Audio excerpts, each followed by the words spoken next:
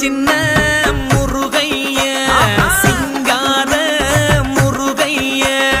சின்ன சின்ன முருகைய சிங்கார முருகைய கொஞ்சி கொஞ்சி தமிழ் பேசும் செந்தில் வடிவேலனவ கொஞ்சி கொஞ்சி தமிழ் பேசும் செந்தில் வடிவேலனவ சின்ன சின்ன முருகைய சிங்கார முருகைய கொஞ்சி கொஞ்சி தமிழ் பேசும் செந்தில் வடிவேலனவ சுப்பிரமணிய சாமி என்பார்,